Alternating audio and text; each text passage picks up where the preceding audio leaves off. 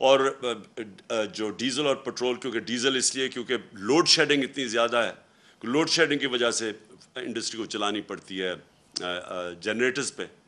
تو وہ سارا جو اب ان کا جو کاسٹ ہوگا جو چیزیں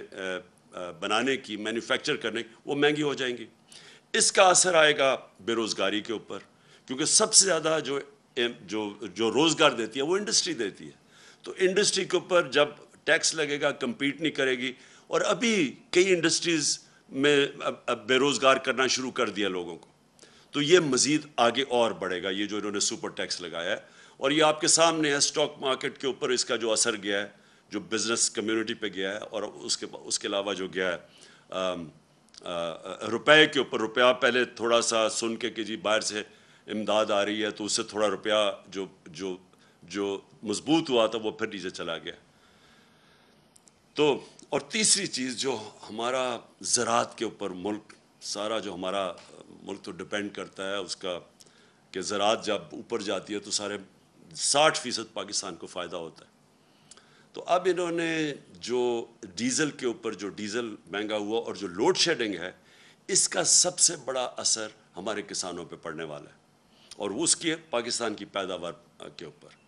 تو ایک طرف سیلریڈ کلاس، جس سیلریڈ کلاس کو انہوں نے پہلے چھوٹ دی تھی، جو 1 لاکھ روپیہ مہینہ سے زیادہ تنخواہ تھی، ان کو پہلے چھوٹ دی، اور 1 لاکھ سے کم یعنی 50,000 روپے کا اب نیچے سلیب لے آئیں، یعنی 1 لاکھ سے 50,000 روپے آ گئے۔ پہلے انہوں نے کہا تھا کہ 1 لاکھ تک چھوٹ ملے گی،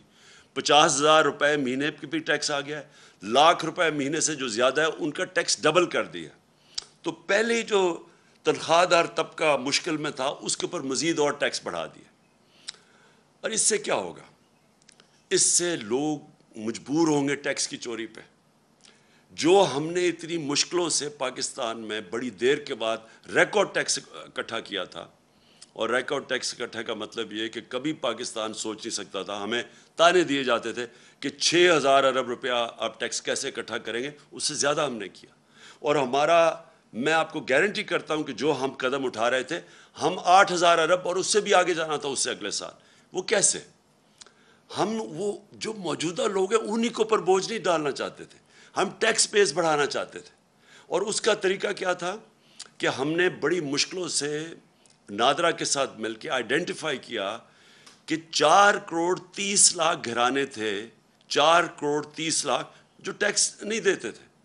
ان کو ہم نے آرٹیفیشل انٹیلیجنس، یہ ایک نیا طریقہ ہے جس سے آپ ان کی رہن سہن کیسا ہے، ان کے پاس گاڑی ہے، گھر کدھر ہے، یہ ساری چیزیں دیکھ کے ان کی ٹریول کتنی ہے، وہ فیڈ کر کے کمپیوٹر میں آرٹیفیشل انٹیلیجنس کے ذریعے